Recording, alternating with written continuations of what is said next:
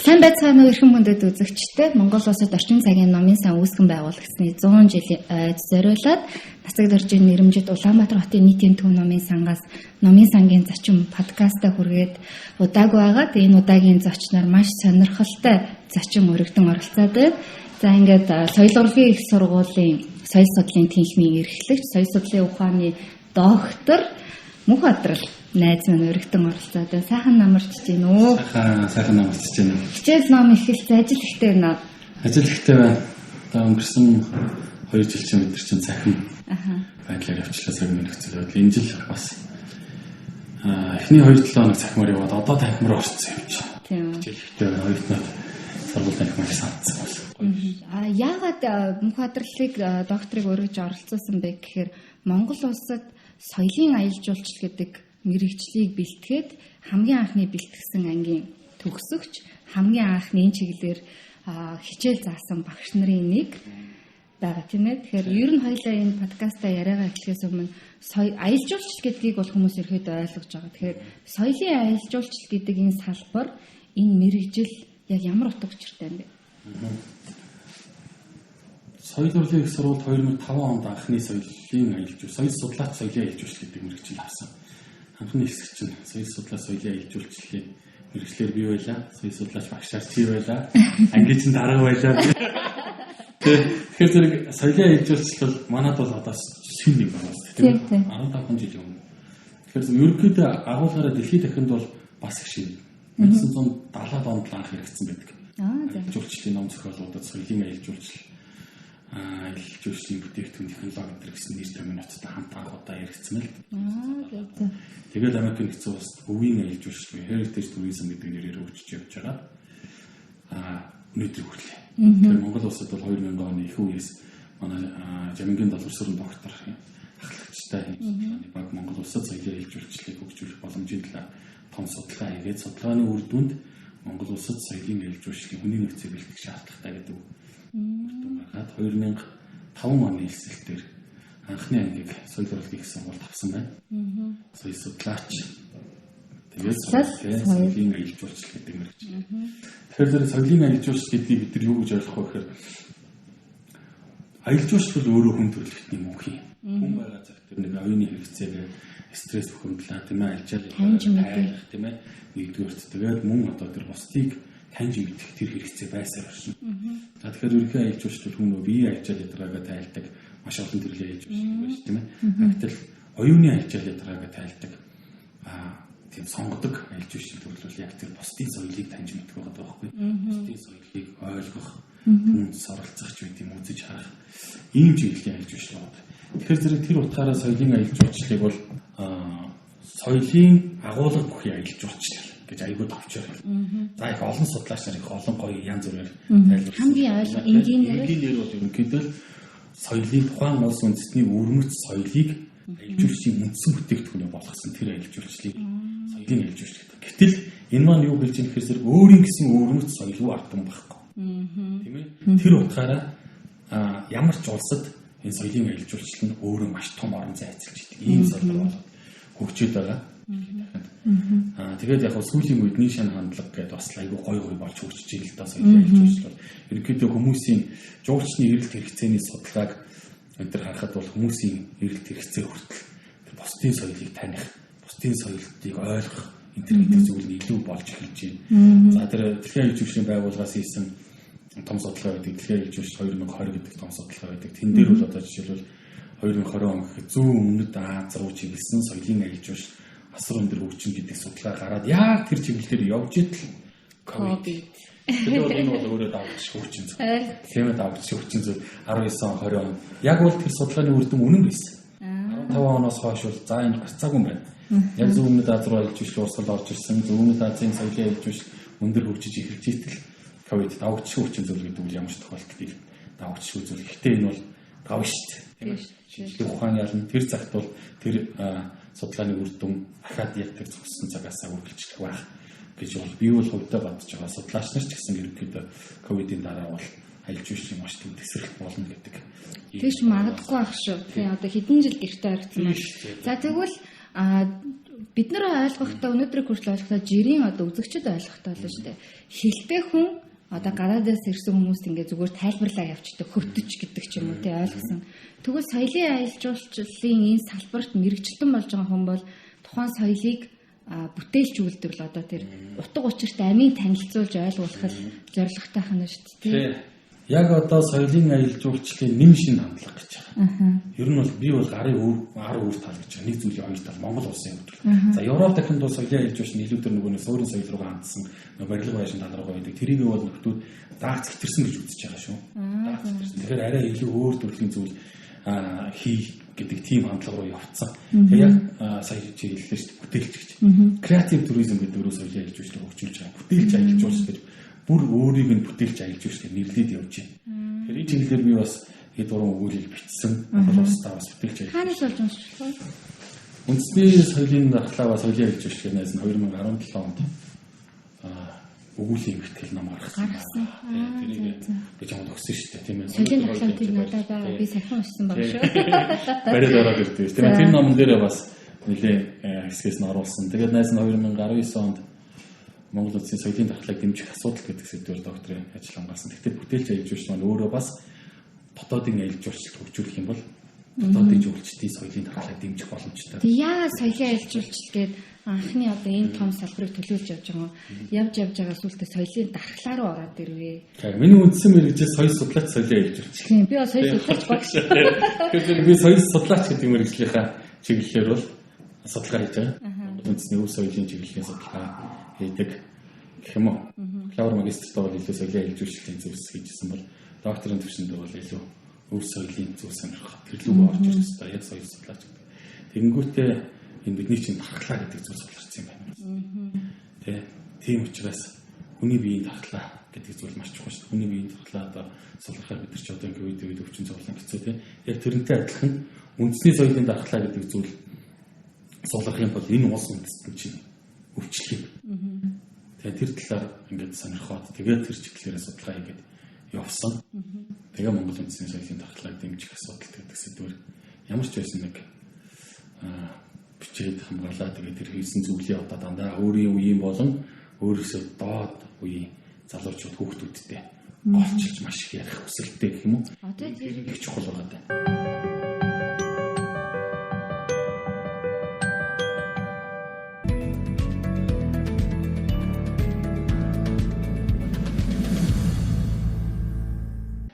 Тэгэхээр 21-р зуун даяаршил гэж их ярьдаг байсан. Ер нь чиний нөгөө диссертат докторийн ажлын чинь дараа айгүйх би өөрөө яг энэ салбар байдаг ш тэрхүү соёлын дархлаа гэдгийг автаа олгоны ер нь ярьдаг болсон шүү дээ. За дархлаа гэх тийм юм бол яг ямар монголчуудын хайрлах ёстой үнэтэй зүйл бол соёл гэдэг. Яг ямар өв соёл нь бидний дархлаа байх ёстой. Маш олон 20 гаруй усаатны бүлэг байна. Тэр болгон өөрийн гэсэн өв соёл. Бид яг алийг авч үзэх ёстой. Бүгдийг авч үзэх ёстой шүү. Бүгднгээр нь дархлаа гэсэн юм уу? Тийм шүү. Энд чинь бүгдээрээ бидний өв соёл. Тэгэхээр зэрэг нэг хүн бүгдийг авах биедээ авч үлдэх боломжгүй. Нэг хүн байтугай нийтгээд хүн нийлээж чаддаг зүйл. Тэгэхээр нийтээр хэлээд авч үзэх гэсэн. Монгол үндэстэй. Миний нэг оюутнуудаа шамнартаа эсвэл телевиз сонсож байгаа хүмүүст хэлэх дуртай байхгүй юу? Энэ одоо юу лээ? Тэр надаар юу дутах үү гэх юм шүү тийм ээ. Надаар дутах юм. Надаар дутах гэж тийм. Надаар юу дутах гэж. Тийм үү гэвэл би аяг. Танаар дутна. Надаар дутна. Энэ Монгол өв соёлыг авч хадгалж үлдэхэд нэг хүний хүчин зурмалт. Маш чухал байхгүй. Одоо жишээлбэл тэр хүнээр дуусгаж байгаа тийм өв Монголд бай. Тэгэхээр тэрийг өвлөж үлдэх нэг хүн хэрэгтэй байна. Тэр нэг хүн олдохгүй байхаа тохиолдолд эн чинь өөрөө тэр өв ингээд устгах гэж байна. Тэр энэ бичлэн ингээд олон зүйлүүд байна.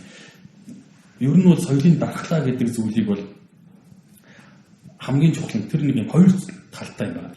Хүмүүс л одоо ингээд соёлын дархлаа гэхээр ингээд бүх зүйлийг хаадаг, боодог ийм зүйл гэж ойлгоод байдаг. Гэтэл соёлын дархлаа бол өөрийн үндэсний үнэт зүйлд хашлах үйц гадны соёлыг эсэргүүцдэг. Эсвэл зайлсхийдэг. Нэг чиглэлийн хоёр байгааз нэг нь шууд эсэргүүцдэг, нэг нь зайлсхийдэг эндээс. Нөгөө талдаа өөрийн үндэсний соёлын үнэт зүйлд хашлахгүй гадны соёлыг хүлээн зөвшөөрөх, тасан зохицсон гэсэн ийм нөгөө талын хоёр байгааз тэ. Хоёр чиглэлийн дөрвөн хариу үйлдэл үзүүлэх чадвар байхгүй юу? Соёлын дархлаа. Тэгэхээр зэрэг эн чинь бүх зүйлийг хардаг. Соёлын дархлаатай байна гэхээр ерөөсөө энэ бүх гадны юмыг хориглоод эсэргүүцэл гэж ойлгодог. Тийм биш байна. Гол нь тийм үнэт зүйлийн тухай асуудал ярьж байгаа тийм ээ. Бидний өв соёл үнэт зүйл, монголчуудын үнэт зүйлийн тухай асуудал энэ яригдаад байна. Тэгэхээр тэр үнэт зүйлээ мэдрэх хэрэгтэй байна. Тэр үнэт зүйлдээ харшлах хэмжээний зүйлс бид нэр одоо тийм шалгуулах тарна шүү дээ. Тэгээд харшилж ивэл хов хүн өөртөө харшилж ивэл түүний зайлсхийж болно. Бүр үнэхээр ноцтой харшилж ивэл шууд эсэргүүцэх хэрэгтэй. Тэгэхээр энэ хариу үйлдэл маань сулраад байгаа. Энийг яагаад сулраж байгаа гэхээр бид нар Монгол үндэсний соёлын бие тус өвгийн хэрэглээ соёлын дархлаанд нөлөөлөх гэдэг энэ судлааныхын авцтай диссертац явуулсан судалгаа байсан. Тэндээс харагдаж байгаа. Ерөөсөө энэ нэг өв соёлын бие тус өвөд өдөл мэдэхгүй, чадахгүй, хийж үзээгүй өөрөөсөө асруулж ойлгох. Ийм хариултууд нь асар өндөр хувьтай гараад. Тэгэхээр энэ л өөрөө юу хэлж байгаа гэвэл үнэт зүйлдээ харшилж байгаа хэмжээний гадны соёлд хариу эсэргүүцэх хариулт гэж үзүүлж байгаа. Нөгөө талдаа харин бидний үнэт зүйлд сөрөг нөлөө үзүүлэхгүй гадны соёлд насан зохицох хүлээн зөвшөөрөх чадвар маш өндөр байдаг. Тийм үү? Тэр асар өндөр. Одоо энэ орчин үеийн техник технологи бүгдийг эргэлж гаднад өнөөдөр гадна ертөнцид болж байгаа зүйл маргааш Монголд байна. Бараг тэр өдрийн цуг байна. Тэгэхээр энэ бол биднэрт байгаад болоод байна. Гэхдээ хэтрүүлээд байна. Хитрхийг дасан зохицож байна. Хитрхийг хүлээн зөвшөөрч. Тэгэхээр энэ хоёр чинь тэнцвэр тарьцаа алдагдсан байна. Соёлын дархлаа гэдэг нь ерөөсөө л энэ уламжлалт, язгуураа хадгалах тэр чанар нөгөө талдаа шинжлэхдэг чанар хоёрын тэнцвэр тарьцаалах. Тэгэхээр энэ зүйлийг л бид нэр маш олон одоо арга хэмжээний дөрөх олон зүйлсээр одоо бий болох хэрэгтэй буюу манай хөгжим судлаач ардын жижигчин Жанцан Нуур багш аягүй гоё хэлдэг. Вакцин тарих хэрэгтэй. Тэгээ миний диссертац ч гэсэн би яг Жанцан Нуур багшийн тэрнээс ишилж бичсэн вакцин. Вакциныг бид нар юу гэж ойлгох юм бэ гэвэл үнэт зүйлээ одоо сэргээх вакцин бол ерөөсөө л тэр өв соёлын олон талд үйл ажиллагаа байна. Тэгээ маш олон талд үйл ажиллагаа, соёлын үйл ажиллагаа байна. Нөгөө талдаа уу шүү дээ. Амин дэм байна. Одоо вакцин хүний дархлааг дэмжих. Нэг бол вакцин тарьж чинь урьдчилан сэргийлж байна. Нэг бол ДЦ ууж. Тэгээ амин дэм витамин ууж тийм. Витамин нь юу юм? Тийм ээ, витамин гэдэг чинь тэр нэмэлт тэжээл биш. Тэгэхээр өөрийн үндэсний соёлоо нэмэлтээр одоо тэтгэх гадны соёл байна. Гаднаас бид нар авч явсан үндэсний соёлоо тэжээл өнгөлөг болох хэрэгтэй. Яг хүнтэй адилхан биш. Тэр амин дэмийн тунам хэтрдэггүй амин дэм байна. Ер нь витамин гэдэг чинь хүний биед ч гэсэн тунам хэтрүүл багтахаас айлтдаг гэж шүү дээ. Багтахаас айлт. Тэгэхээр тунам хэтрдэггүй нэг амин дэм бол ерөөсөө сонгодог урлаг. Мөн бацаг тэр сонгодог урлаг бол нэгэн тонн хэмжээнд тохирсон. Загас хэмжээнд хүрсэн. Тэрнээс ингээд хүмүүс маш гоё сайхан сэргэлт авдаг. Тэгэхээр энэ вакцин буюу үндэсний соёлын үйл ажиллагаа амин дэм буюу сонгодог урлаг. Энэ хоёроос л одоо соёлын дархлааны асуудал бий болж байна гэж би үзээд байгаа шүү. Яриад унтч үнэт зүйлийн тухай гэжсэнээс Монгол улсын алсын хараа 2050 дээр үнэт зүйлийн ажлын хэсэгт орж ажилласан тий. Тэгэхээр үнэт зүйл энэ аксиолог value гэж яриад байгаа. Энэ монголчуудын үнэт зүйл яг юу вэ гэхээр бас л өв соёл гэж бас мангар том сэдвээр яваад байна.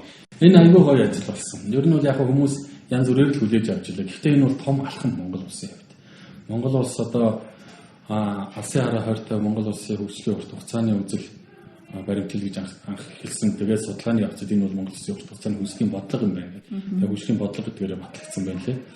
Би бол ямар нэгэн нам биш, нам бос. Зүгээр хувь судлаачийн зүгээс тухайн ажилд Монголын үндэсний нийгмийн үнэт зүйл гэдэг нэгдүгээр бүлэгт нь ардын багш Дулан багшийнхаа нарийн бичгийг гаргаж. Дулан багш маань тухайн дэд ажлын хэсгийн ахлагчаар ажилласан байна л да. Тэгээд бид хоёр ерөнхийдөө сууж ажилласан. Гэхдээ энэ хэсэгт бол маш олон Монголын өв соёл судлаач, археолог, палеонтологийн судлаач нар тэгээд одоо энэ урлагийн чиглэлийн тийм ээ соёл урлагийн бүхий салбарын эрдэмтэн докторуудын санал санаачлаа. Тэгээд энэ төрийн байгууллагуудын төрийн албаны соёлын салбарт ажиллаж байгаа хүмүүсийн төрийн саналууд орсон. За тэрийг нэгтгэж ерөнхийдөө тэр олон хүний санааг нэгтгэж ингэж гаргаж оруулсан тусгасан байна л да. Тэгэхээр энэ бол өөрөө том ажил байсан. Монголчууд нэгдмэл үнэт зүйлсээ тодорхойлж түүнийг төрийн бодлогын нэгдүгээрт ирэмбэлсэн шүү. Тэгсэн. Тэ нэгдүгээрт ирэмблэн гэдэг бол энэ өөрөө маш том алхам соёлын дархлаа судалсан одоо залуу хүний хувьд энийг бол үнэхээр том алхам гэж хэлнэ. Тэгээ тэр дотор алдаатай оноотой зүйл байх л баг тэр чинь анхны юм тийм ээ. Том ажил болсон гэдэг утнаас зарим хүний санал нийлж болно нийлэхгүй ч гэж байна. Засраад явна ш. Засаад юм чинь засаад явдаг юм. Энэ зүйл байгаа. Тэгэхээр энд бол ерөөсөө үндсийн нэгдвэл өмнөх зүйл дотор нэг 5 чиглэлээр базаж явуулсан л та. Үндэсний бахархал хэв нэгдэл, нүүдэлчний соёлт Монгол, тийм нүүдлийн соёл иргэншилт Монгол.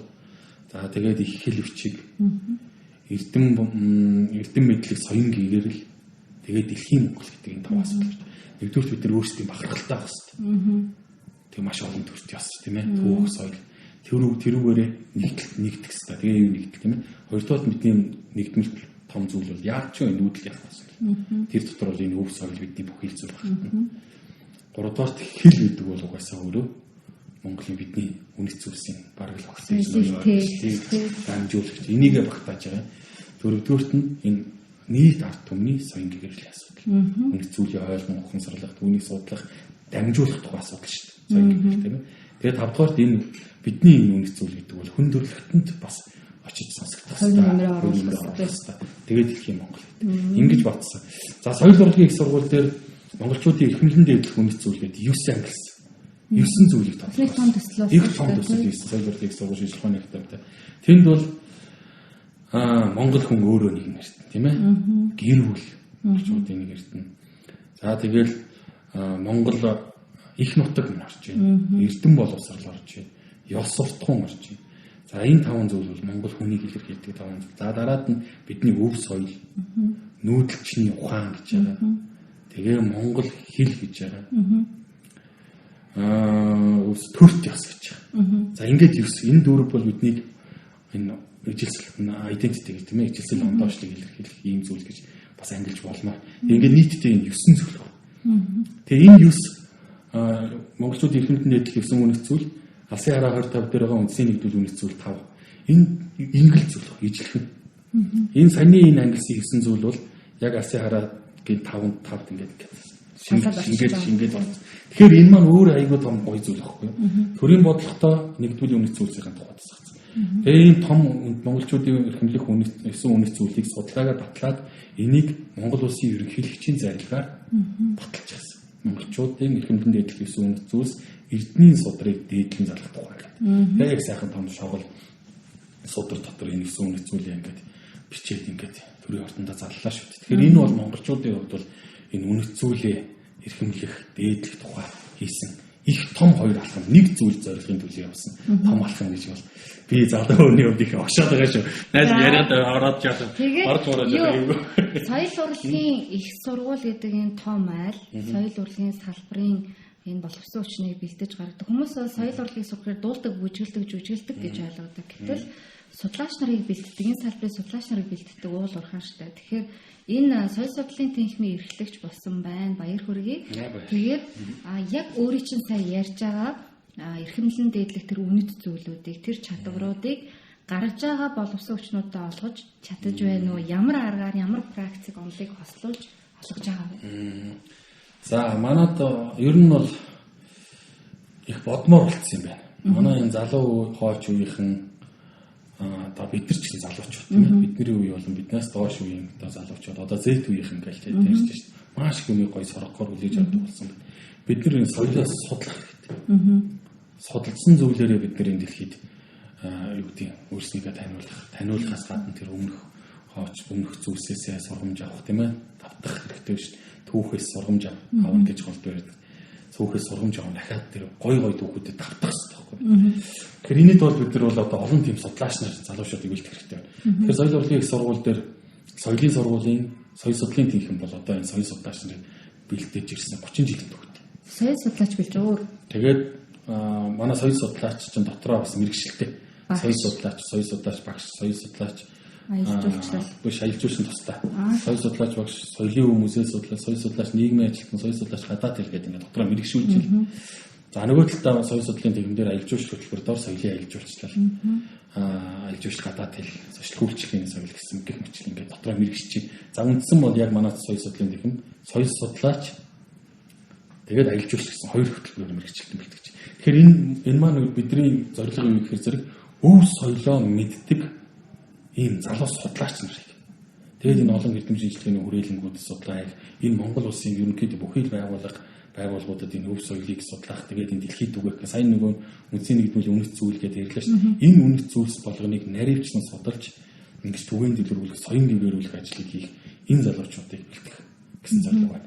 За нөгөө талдаа бол аялал жуулч төтгөрөөрөө өв соёлоо мэддэг ийм соёлын аялал жуулчлалын менежерүүдийг одоо их олноор бэлтгэх хэрэгтэй гэсэн бэлтгэх зорилготой. За тэгээд энэ ажлыг хийж юм. Гэхдээ сүүлийн жилүүдэд одоо энэ улс орны төгсөлт, ерөнхий боловс сургуулийн сургууль төгсөж байгаа төгсөгчдийн тооноос хамааран тэгээд одоо энэ ковид олон хүчин зүйлээс хамааран эсэлт бол мэдээж тийм сайнгүй энэ нуух зүйл биш. Тэгэхээр энэ сайнгүй байгаа нь зөвхөн энэ одоо гадаад хүчин зүйлс гэхээс илүү энэ өв соёлоо сонирхох хэрэгтэй гэж би залуучуудад уриалдаг байхгүй. Энэ мэргэжил соёлын судлал гэдэг зүйлийг бас төдийлөн ойлгохгүй байгаа даа. Урлаг судалтай хандуурч юм. За тэгээ соёл урлагийн сургуулийг ерөнхийд нь бол жүжигчин дуурчин бэлддэг гэж хардаг. Энэ гэхдээ үнэн соёл бол одоо маш гайхамшигтай одоо жүжиглэх урлагийн тайлбар дэлгэцийн хөгжмийн урлагийн мэргэжлүүдийг бэлддэг. Гэхдээ давхар соёл өөрөө энэ соёл судлаач, энэ соёлын суур ухаануудынхаа мэргэжлүүдийг бас бэлддэг баг. Менежерүүд бэлдэж, номын сан судлаачдыг бас бэлдэж. Тэгэхээр зэрэг залуучууд маань энэ өв соёлоо судлах. Тэгээд энэ өв соёлоо мэдэж төрхийд хүргэх гэсэн энэ асуудалд бас нэгэн юм хугацаа хандах хэрэгтэй байхгүй. Тэгээд энэ нэг одоо ойлгохгүй өөрөөсөө хоол судлаач гэхээр л одоо би судалж чадахгүй, би эрдэмтэн болж чадахгүй гэж боддог тийм ээ. Ийм хандлага одоо бас өөрчлөлмөр байна. Соёлын аялал жуулчлалаар одоо хэдэн 2005 оноос хойш гэдэг чинь хэдэн хүн төгссөн бэ? 2005 оноос хойш манайд соёлын аялал жуулчлалын мэргэжилт нь тасраагүй болчихсон. Зарим жил чинь ингээл ерөнхийдөө жоохон хямралд орлоо шүү дээ. Сургуулиуд нэлээ ингээл аялал жуулчлалын сургуулиуд бас байхгүй болоо. Ангууд байхгүй. Манай сургууль бол тасраагүй. За жилдээ бол хамгийн дээдл нь бол манайх 18 төгсөрч ирсэн. За багада зарим жил нэтэр маш эвгүүцсэн. 3 хүүхэд нэтэр төгссөн жил байна. Гэтэ тасраагүй явж ирлээ. Тэгээ бодох юм бол мэдгүй ойролцоогоор бол нэг 15 жилд нэг 100 гарна. Тийм ээ? Төгсгөлөө яг соёлын аялал жуулчлалаар манай төгсөгчдөөс бол одоо их мэргэжлэр ажиллаж байна уу? Одоо орон нутагта аялал жуулчлалын мэргэжилтнүүд хийж байна, компаниудад менежерүүд хийж байна, хөтөлчнөр хийж байна. Миний нэг шав жишээлбэл хонхны бэрээ өглөө нэгээд өдөр нь аялалд гарч илаа.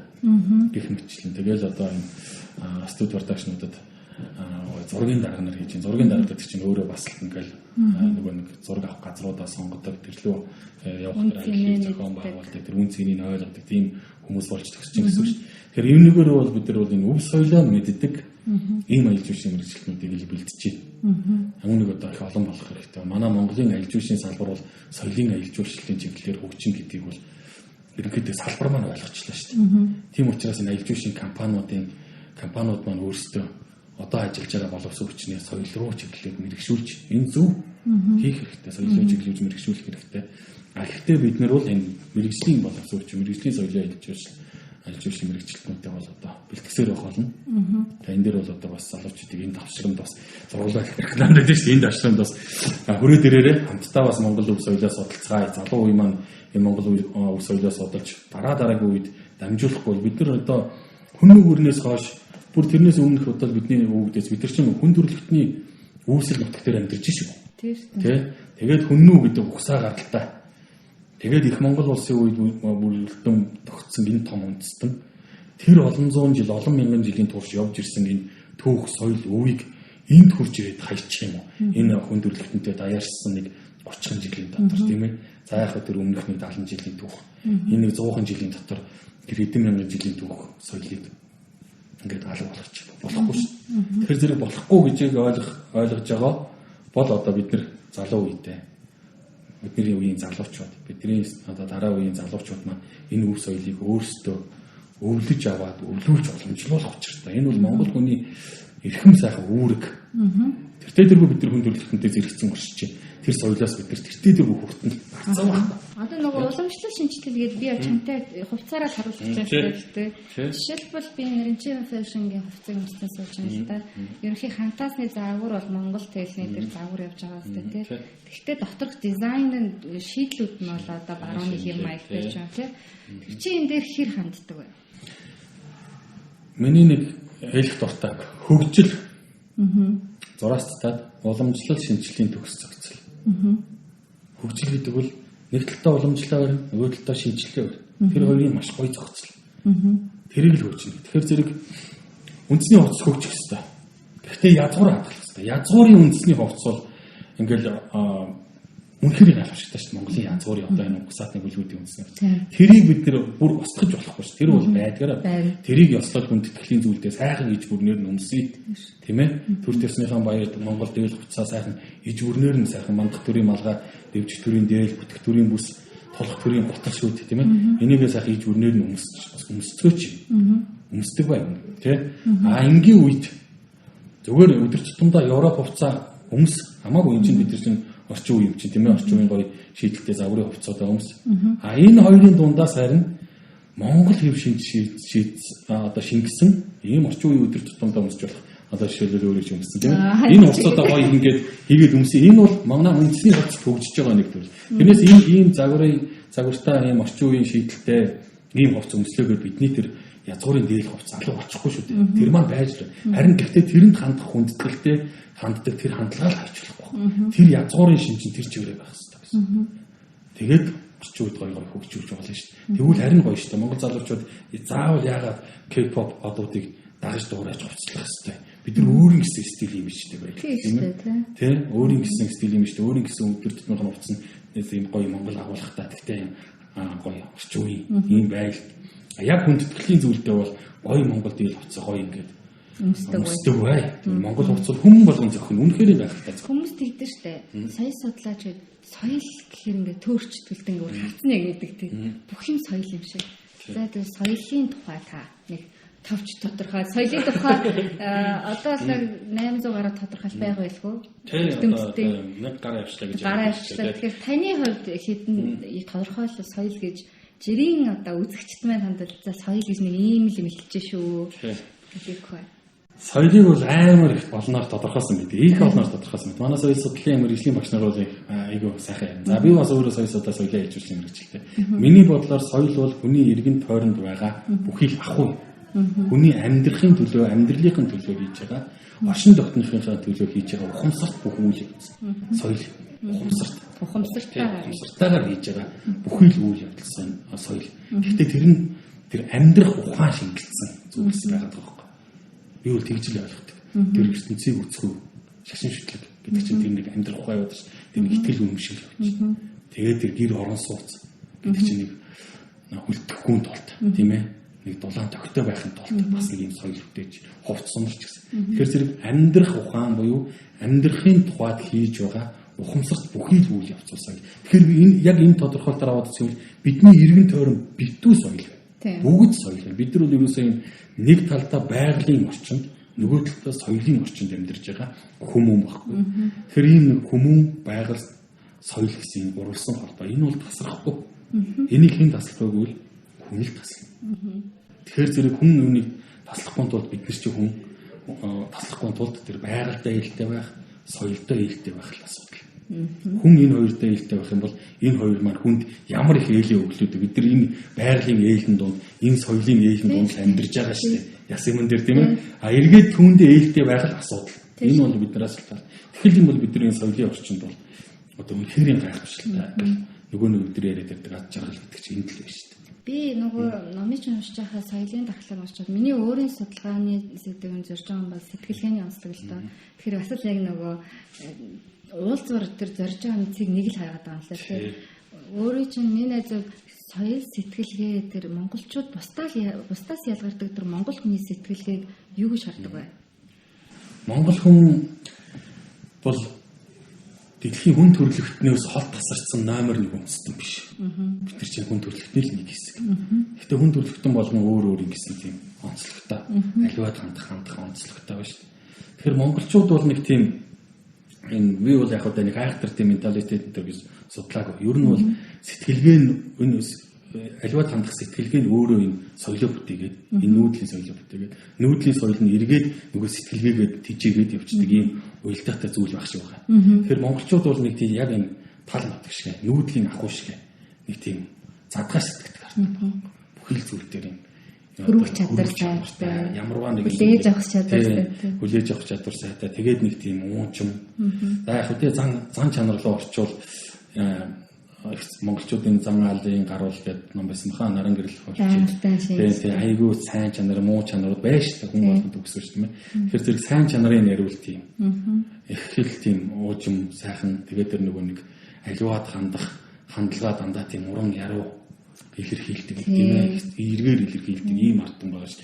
Зүгээр миний зүгээр нэг айгүй тийм дуртай зүйл гэх юм уу. Монголчуудын тэр яс суртахууны хамгийн дээд ирэмб нь бол тийм хүндлэх энерхүүдэр байх шиг байна. Ерөөсөө тэр бүхий л зүйлийг хүндлэлээр хүлээж авдаг. Хүнд уурлахтаа хүртэл түүнийг хүндлэлээр илэрхийлж байна. Тэгээ одоо жишээлбэл хүнийг манай долгор сүрэн доктор бичсэн шүү дээ. Арга барилын амын соёлын шүтэлцээ гэдэг айгүй гоё ном тийм. Хүнийг харааж штэ. Монгол хүн тооноор чинь нар сар гэрэлтэж хотонд чинь цэцэг навчтыг хэрэгээ гэж. Айгүй тэрхэн. Үгүй тийм. Юуруугээд байгаа юм шиг гэдэг. Цагаараа хараагаад байгаа юм шиг. Тэгэхээр зэрэг эндээс л ингээл зүгээр харахад чинь монгол хүнд нэг тийм аливаа зүйл байнга л хүндэлтэй ханддаг нэг тийм сэтгэлгээл хар яргсан. Тэгэхээр энэ сайхан чанараал бид алдаж боломгүй. Тэхэл юм бол тэр араагийнхын юмнууд байгаад байгаа байхгүй. Бас нэг тэр манай ардын багш Дулан багшийн судалгаан дээр байгаа. Монголчууд бол тэр үнэнч зан, шудраг зан гэдэг хоёрыг л ер нь хамгийн их хэмжиж. Тэр одоо байна уу? Асуудал. Асуудалтай ш. Одоо тэгэл бүхэл юм дээр одоо тэгэл үнэнч шудрагаас скал одоо байнга яриад байгаа. Тэгэхээр тэр чинь нөгөө дуртай учраас дуртай зүйл нь алга болоод байгаа учраас өгүүлээд шүү дээ. Алга болох байхдаа одоо сулраад шүү. Хэмжээ нь өөрснийх нь үнэлэмжийн хэмжээнд хүрч чадахгүй болохоор өгүүлээд нэхэд байгаа байхгүй. Тэгэхээр өөрснөө бидний нөхж байгаа бол эхлээд одоо өөрөө тэрийг бий болох хэрэгтэй. Тэгээд нөгөө миний түрүүний ярьдаг байхгүй. Надаар юундгаар дутдсан бэ гэдэг үг хэрэггүй. Надаар шударгаас дутна. Тийм учраас өөрөөс эхлэвч. Энэ 3,350 эдэн мянган хүн гэж тоологдсон байлоо 2020 онд. 3,353,560 гэсэн байлоо. Тэр 60 байна уу 61 байна уу? Тэр хүмүүс нэг үрчлэн энэ зүйлийг энэ монгол хүний сэтгэлгээг л өөрөөсөө эхэлчихэл. Заавал хин нэгнээс хараад үлгэр дүүрээ хайгаадах юм байна. Та өөрөө өөртөө үлгэр дүүрэх юм. Тэгэхээр зэрэг ингэх юм бол 3,300 бид нар чинь цөөхөн штэ гэж ярьдаг шүү. Тийм шүү. Иймэрхүү зүйл дээр цөөхөн штэ бид нар. 3 сая хүн ингээл эхэлчихэд асуудал. Тэгэх юм бол заавал тэр хин нэгнээс нэхэл тингээд авах шаардлагагүй.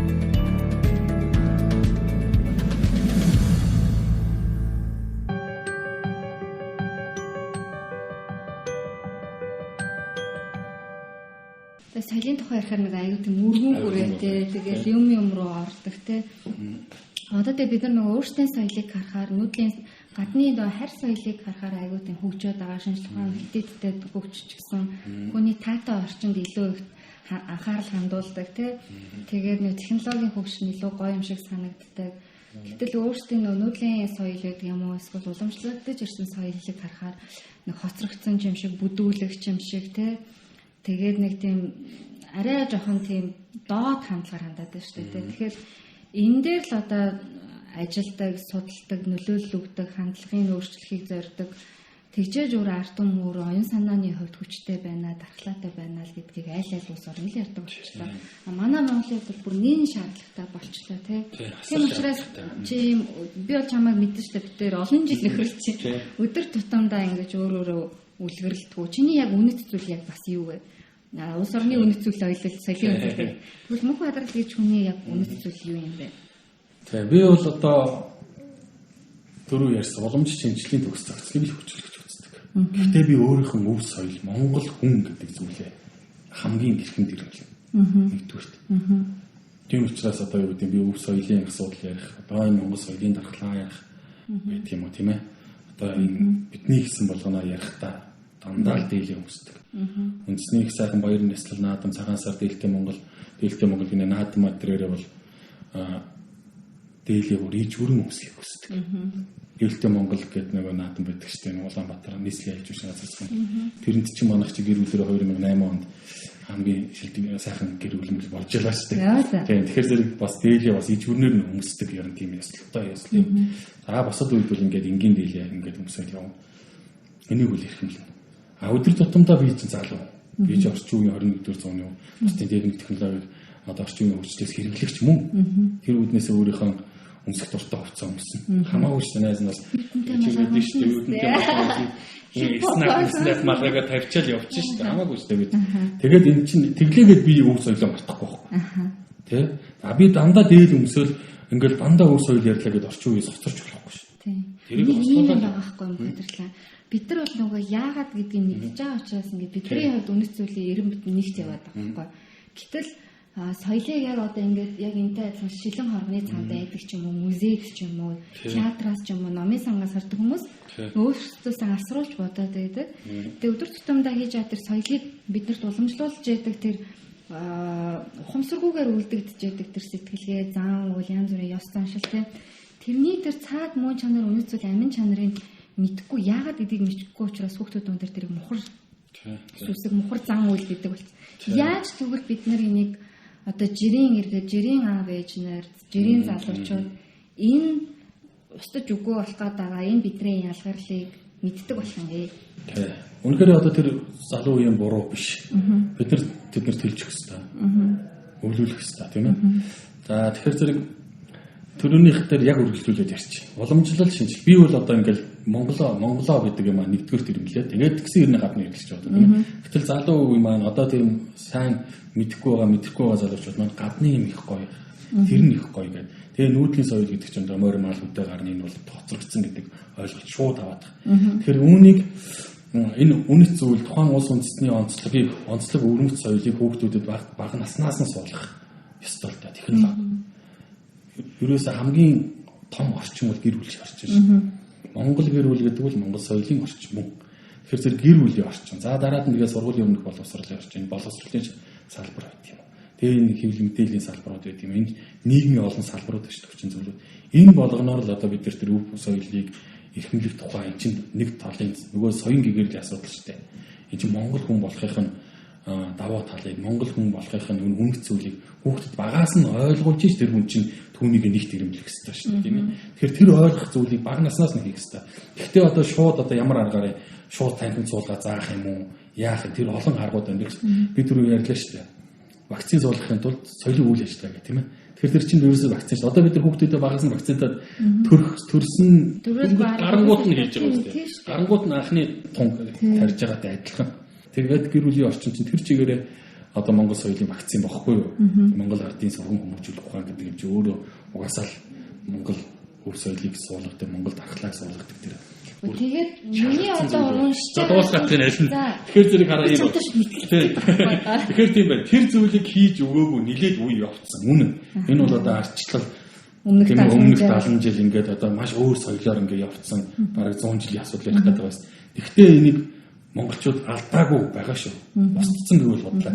Энэ юугаар өнөөдрийг хүрээд ичээ ингээд байгаа хоёулын өв соёл яриад байгаа юм бол энэ 100 жилийн хооронд амьдэрсэн хүмүүсийн соёлын дархлаагаар явагдсан. Тэ. Тэдгэрсэн соёлын дархлаа байсан тул та устж алга болоогүй байсан тул та өв соёл гэдэг юм чинь ямар ч үеийн уламжлалт заримдаа зарим зүйл нь мартагдаж гээгдээд ингэсээр байгаад тэгтээ чухал гэдэг тэр зүйл нь бүрээд ирсэн байхгүй. Ингээгүй энэ соёлын дархлаа гэдэг зүйл нь тэр нийгмийн ороо усаа зүйлээр устдаад алга болсон бол өнөөдөр хоёулаа энэ өв соёлыг суухгүй гэсэн. Тэгэхээр энд хүрээд ирсэн энэ соёлын дархлаа тодорхой хэмжээнд суулгарсан байгаа юм бол үүнийг одоо дэмжиж цаашаа аваад явах тухай асуудал. Тэгэхээр тэр сонирхдаг зүйл юм. Одоо контент гэж яриад байна тийм ээ. Энэ дүрстэй видео агуулгаадаа. Тэгээд тэр тоглоомод байт юм уу? Тэгээд тэр өөрсдөө юу сонирч маш гоё зүйлийг сонирхдаг болсон шүү дээ. Тэр зүйлээр нь дамжуулж одоо энэ анимашн гэж яриад байдаг тийм ээ. Гоё хүүхдийн кинонууд манай залуучууд хийж байгаа шүү дээ. Ингиж Монгол ахуйг нь таниулах хэрэгтэй багаас нь. Тэгжиж тэр хүүхдийг дурлуулах хэрэгтэй багаас. Багаасаа дурлаагүй үдээ том болцсон хүүхдийг чи одоо дурл гэж хүчилж болохгүй. Хүчлэхгүй тул тэр хүний насанд тохирсон агуулга. Насны хүмүүс өөр өөрийн мэдээлэл хүлээж авдаг онцлог байна. Тэрэнд нь тохирсон агуулгаар ингэж ойлголцол явдал шүү дээ. Хүчээр ойлгуулах юм биш. Тэр хүн дотоод нь байгаа тэр зүйлийг сэрэх асуудал. Монгол хүний тэр ген удмын сан гэдэг юм чинь байж л байгаа шүү дээ. Энэ чинь Монгол хүний биш. Юус хүн төрөлхтөнд байдаг зүйл үстэй. Хүн төрөлхтөнд өдөр удмын ген. Суурин соёл руу шилжчихлээ. Чи ярьдсан шүү дээ. Соёл бол ахуй хүрээлэн байгаа бүх ахуй. Бид нар тэр хүрээлэн нүүдлийн соёлыг ахуй авах болсон учраас нөгөө хүүхдүүд буруугүй гэдэг байгаа чинь тэр шүү дээ. Ахуйн байхгүй юм чинь бид нар тэр үг хэллэг нь хэрэглэхдэггүй байна, зан үйл нь хийгдэхгүй байна. Тэгэхээр соёл өөрөө заавал ингээд ингээл бүрэн бүтнээр уламжлалт галбууд соёлжээ хүнтэй адилхан бойждаг, төрдөг, өтөлдөг, устдаг тийм. Тэгэхээр бид нар энэ олон соёлоодынхаа дундаас яг алийн одоо ирэмблээд оюуны юм уу, ах уу юм уу, аль соёлоо ирэмбэлж авч үлдэх хэрэгтэй. Энэ амьд процесс. Өөрөө төрдөг, төрөөд одоо энэ олон одоо өсөөд хөгжөөд бий болдог. Тэгээд түүнийг тижээж тэтгэхгүй бол мөхтөг сүмдэг. Тэгэхээр зэрэг Монголын энэ язгуур соёлууд бол одоо асар өндөр түвшинд хөгжсөн. Тэгээд тэр түвшиндээ ингээд зарцсан байна. Энийг энэ чигээр нь зарцаач авч үлдэнэ гэдэг байна шүү дээ. Тэгэл болоо. Тэрнийг ахаад хөгжүүлээл өөр болгоод одоо шаардлагагүй чадахч болсон. Түүнээс санаа аваад харин ингээд орчин үеийн болгоод хөгжүүлээд яваад байна. Ингэж явахчтай байлээ л дээ. Тэгэхээр зэрэг монголчуудад бол ЮНЕСКО 5 айс авын соёлын бит усыг 5 айс авт ангилсан. Гэтэл 2019 онд Монгол улс 7 айс авт хувааж байгаа. Яг тэгэхээр би бол хувьдаа тэгж боддог. Халхид залхисан их үг байна гэж соёлын бит усын бит ус шүү. Тэ? Тэгэхээр зэрэг тэр 7 айс авын 380 гаруй үг байгаа. Тэрийг дотор нь төрөлжүүлэх юм хэдэн мянган юм байна. Энийг бол нэг хүн чадахгүй. Тийм. Тэ? Нилээ хэдэн хүн нилээч хэцүү шүү дээ. Тэгээд алдагдаад байгаа. Энийг бол ямар ч байсан бүр төрөлжүүлэх хэрэгтэй, баримжуулах хэрэгтэй гэдэг Монгол улсад соёлын үндэсний төвөө том байгууллага ажиллаж байна. Тэгээд хүчин өсөлттэй тийм шүү. Тэгээд ингээд хүчин өсөж чинь хүмүүс маань өөрсдөө бас тэр өвлж авахгүй байна, өвлж авах чадваргүй байна зарим тохиолдолд тийм ээ. Үнэхээр өвлж авах хүсэл байсан ч одоо ингээд чадахгүй байгаа гэх юм шиг. Тэгэхээр юунийг бид нар бол тэр үн цэнтэй зүйлийг үн цэнтэйгээр хадгалах хэрэгтэй шүү дээ тийм ээ. Үн цэнтэйгээр нь хадгалдаг баримтжуулт юм. Тэгэхээр баримтжуулаад ингээд аваад болж яах вэ? Тэгэхээр зүгээр нэг дэлгэцэнд үлдчих юм уу? Зүгээр нэг хуудсанд үлдчих юм. Ямарваа нэгэн байдлаар түүнийг өвлж уламжлах хэрэгтэй. Тийм учраас нэг өвлөн уламжлагч гэдэг хүмүүс гарч ирээд. Тэр өвлөн уламжлагчдын тоог аль болох нэмэгдүүлэх хэрэгтэй. 3 сая 300 мянгалаа өвлөн уламжлагч болох боломжгүй юм дээ. Тэгэхээр аль болох тэр 7 айс авын 380 орчим соёлын бит бус өвийг өвлөн уламжлагчдын тоог аль болох нэмэгдүүлэхийг зорих хэрэгтэй нэгдүгээр. За хоёрдугаар аль болох тэр бүх өв соёлыг ойлгодог, мэддэг болох хэрэгтэй нийтээрээ. Нийтээрээ ойлгож ухамсарлах хэрэгтэй. Тэгээд тодорхой хэмжээнд хэрэглэх хэрэгтэй. Ингэж нөгөө нэг ухамсар хэрэглээ хоёр нийлжиж тэр маань өөрөө амьд байна шүү дээ. Амьд байна. Тэгэхээр ийм чиглэлд бол нийтээрээ явахын тулд энэ соёл судлаачдад хэрэгтэй гэж яриад байгаа юм аахгүй юу? Соёл судлаач нараас гадна соёлын аялал жуулчлал явуулж байгаа зү. Бага. Монгол. Чи тэргүүн тий. Тий. Юу хийж байна? Юу хийж байна? Би ч одоо бас нэг хүсэлтэй байдаг. Соёлын аялал жуулчлалын анхны төгсөгч тэгээд багш нар учраас юм дээр л явж штэ. Тэгэхээр асууад байна л да. Холбоо нь юу ийгээд байна? Тий. Одоо Монголын соёлын аялал жуулчлалын холбоо гэдэг төрлийн бас байгууллагыг тэргүүлж байна. Тэгэхээр яг соёлын аялал жуулчлалын чиглэлээр мэргэжилтэн бэлтгэж байгаа сургууль хүссэн хүн очиад танай холбоонд ирэх боломжтой сонирхдаг хүмүүс нь. Тийм бид нар бол одоо нийгэм дэвшлэх юм байна. Тийм тэгээд одоо соёлын аялал жуулчлалыг Монголд хөгжүүлэх зорилготой ийм залуучууд бас нэгдээд энэ ажлыг холбоог байгуулад явж байна. Бид нар бол нэг гол нэг л зүйл дээр анхаарлаа төвлөрүүлж байна. Монгол өв соёлын зохицолбор гэдэг төслийг хичээд боловсруулаад төслөө танилцуулаад одоо ингэж явж байгаа. Одоо бас нөгөө корона гэж байна. Өв соёлын зохицолбор. Саний бидний яриадсэн энэ нөгөө соёлын бит бус өв соёлыг нэг дор алдаршуулах. Тэгэнгүүтээ түүнийгээ сургадаг ийм орчин бид нарт хэрэгтэй. Гэж ингээд тийм тэгээ нөгөө вакуумжуулсан сургалт гэдэг шиг байна. Тэгээ нөгөө бүтээлч аялал жуулч гэж яриадсэн шүү дээ. Тэр бүтээлч аялал жуулч ерөөсөө энэ орчин үеийн соёлын аялал жуулчийн нэг шинэ хандлага байна шүү дээ. Хүн зүгээр үзээд явчих ш. Түүнд сурах сонирхол байдаг юм. Тэгэхээр зэрэг түүнийг нь одоо ой ухаанд нь тортон сайхан тайлбарлаж өгдөг ийм хүмүүс хэрэгтэй байна. Тэгж тайлбарлаж өгөх хэрэгтэй байна. Түүнийг биеэр нь үзүүлж амсуулах хэрэгтэй байна. Тэгээд түүнд туршлага дадал олготлон сурах хэрэгтэй. Тэглээгээд тэр гадны хүн Монгол өв соёлыг аваа явчихгүй шүү дээ. Монголчуудаа бол бүр тэнийг өвлөн уламжлагчийн хэмжээнд тавьчих сурах хэрэгтэй. Тэгээ тэрийг сонирхдаг болтол нь өвлөн уламжлагч болчихсон гэдэг тэр сэдвийг хөтөл нь ингэж сурах хэрэгтэй. Тэгэхээр зэрэг сургана гэдэг чинь шууд зүгээр сургууль тавьчаас орчих юм шиг. Тэрийг бүтээлч аялал жуулчлалын зарчмаар юм сонирхолтой хэлбэрээр нөгөө сонирхолтой хэлбэрээр ингээд яриадсан тийм ээ сонирхолтой хэлбэрээр юм хүмүүст сэтэл өгөх тугай. Ийм ажлыг бид нар эхлүүлээд явж байна. Энэ бол үр дүнд хүрэх бах Монгол соёлын юм бол тэгэл юу шүү дээ тийм хүн болгоны л чухал зүйл тийм ээ. Тийм учраас эндээ бас монголчууд маань бас сайхан хүндэтгэлтэй ханддаг хэрэг. Тийм чиглэлээр. Одоо яг соёлын аялал жуулчлал руу оръё. байгаль ихтлийг дайртай яг тэр одоо хүрээлэн байгаа тэр байгалийн гоц одоо тэр сонин содон онгон дагшин байдлаа алдаагүй газар өсөж төрөнсөн хүүхдүүд тэр онцлогийн мэддэг хүүхдүүд жишээлбэл яг энэ чиглэлээр ажлыг сурыг мэрэгшээ гэвэл холбоонд хандах ёстой юу, тэнхимд хандах ёстой юу? Чиг одоо тэр яах ёстой? Бакалаврын зэргийг бол одоо манай соёл урлагийн их сургуульд л олгож чинь соёлын хэлжүүлсэн чиглэлээр. Тэгэхээр их сургууль хандна. Мэргэжилтэн болоё. Мэргэжилтэн болоё гэвэл тий. Соёлын хэлжүүлсэн чиглэлээр бакалаврын зэрэг эзэмшээд мэргэжилтэн болоё гэвэл соёл урлагийн их сургуульд мөнх бодрол дээр ирээрээ, мөнх жаргал дээр ирээрээ соёлын хэлжүүлэлийг хоёр мөнх жаргал мөнх бодрол гэж бид хоёр заадаг. Харин соёлын аялжуулалтын чиглэлээр одоо төрийн бас байгууллагууд хамтарч ажиллаад Монголын соёлын аялжуулалтын чиглэлээр аялжуулалтын хөгжлийн төлөө тодорхой үйл ажиллагаа эрхлээгүүл Монголын соёлын аялжуулалтын холбоо мөнх хатдаг гэж хэлмээр. Танаас бас соёлын яам дээр бас залуучуудын хөгжлийн зөвлөл сайхан байгуулагдсан шүү дээ. Тэн дээр бас соёлын аялжуулалтын залуучуудын хөгжлийн зөвлөлийн бас тэргүүлээ бас нэг хэдэн залуучуудтай соёлын түүхэл болж байгаа байхгүй юу? Соёлын аялжуулалт гэдэг энэ салбар шинжлэх ухаан энэ Монгол улсад үүсгэж хөгжөө тэрний бүтээгдэхүүн анхны бүтээгдэхүүн тэгээ одоо өөрөө бүтээгдэг хүний нөөцийг бэлтгэдэг мэргэжилтэн болоод явж байгаад маш их баяртай байна. За өнөөдрийн зочноор маань урагдан оролцож Монгол соёлын сэдв бол одоо дуусахгүй хэдэн мянган жилийн түүхтэй өргөн уудам талшгэ юм том сэдв байгаа. Тэгээд энийг бэлтгэдэг, энийг одоо бүтээлч үйлдвэрлэл болгодог, гадныхын өрн дууддаг энэ гол салбарын төлөөлөл босон найзаагаа урьж оролцууллаа. За тэгээд би хамгийн сүүлийн асуултыг зочинд нь өөртөлдөөдөг. Яг энэ одоо салбар мэрэгжлийн үн цэнийг ойлгох, ер нь соёлтой хайртай байх, номд хайртай байх тухай өөрийнхөө одоо тэр чин сэтгэлийн үгийг хэлээч гэж хүсмээр. За баярлалаа найздаа. Тэгээд энэ гоё номын сангийн Монгол улсад номын сан үүсгэн байгуулагдсан 100 жилийн яваад зориулсан бас гоё подкастт орж ирсэнд баярлалаа. Номын сан ном гэдэг бол одоо эсрэг том буян юм да, тийм ээ.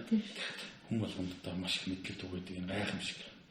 Тэгээд ийм агуулгатай подкастт орж бас өөрийнхөө эзэмшсэн мэргэжил хийж байгаа ажилтайгаа холбоотой, тэгээ Монгол соёлтойгоо холбоотой, Монголын соёлын аялжуулж, бүтээлж аялжуулсан талаар сайхан ярьлаа. Тэгээд илүү цаг байсан бол илүү гоё урттай ярих байх. Яриа дуусгүй. Битээрээс жирээд амар удаа. Тэгээд сүүлийн асуултыг үлдээсэнд баярлалаа. Би их азтай байна. Монгол Улсын соёл урлагийн их сургуульд ороод суралцах явцдаа тухайн үед Монголын одоо тэр өв соёл судлал, соёлын чиглэлийн хамгийн том гэсэн эрдэмтдээс ном сонсож өссөн. Одоо сонсож төгссөн. Тэрийгээр өөрийгөө азтай гэж боддог. Тэгээ маань их сайхан Монголын соёл судлалд их нэртэй дүртэй Монголын соёл судлалын анх төгсдийн нэг толгорсрон гэж бас агуу сайхан эрдэмтний шав харын шав болж байгаа бас юм азтай. Тэгээд өөрөөр юу хэлэх чинь гэвэл залуучууд яал байлах гэдэг. Би залуу хүн өв соёл ярьдаг. Залуу зарим хүн тэгжиж сонсогддог шүү. Залуу хүн гэж яагаад их ийм их өв соёл ярьдаг юм бэ? Тэ өв соёлыг бол заавал настай хүн ярьдаг юм биш. Энийг залуучууд бид нар ярьж иж энэ өв соёл хойшоочтой одоо үлдэнэ. Энэ чинь залуучууд гэд бидний үе ингээд ярихгүй үлдчихвэл тасар чинь юм тасруулаад энэ тэр завсраа гоожж шин. Тэр Монгол соёл чинь тасраад гоож ядаа л гэж. Тэгэхээр тэрийг алдахгүй тул тэр дорол алгаад босоод явж байгаа бол нэг юм залуу бий. Тэгэхээр зэрэг бид нэр их олуулаа болох хэвээр. Над шиг ингээд өв соёл ярьдаг залуучууд бий Монголд байгаа. Гэхдээ илүү олон болмоор. Бүр нийтээрээ ярьдаг болмоор. Академик төвшөндөө бас ярьдаг болмоор. Академик төвшөндөө ярьдаг болмоор. Тэгээ нийтээрээ бас энэ өв соёлоо мэддэг юм. Тэгжиж тэр чинь битүү хонглоор дараагийн үе рүүгээ залхамжилж ингээд сайхан цотгож орох хэрэгтэй байхгүй.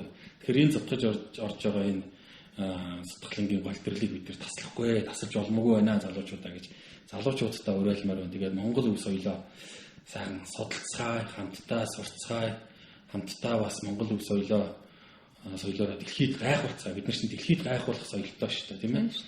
Тэгэхээр зэрэг хүндрэлтнөөс бид нар авах зүйл аав. Гэхдээ бид нар бас хүндрэлтэнд юм өгмөр биш шүү дээ.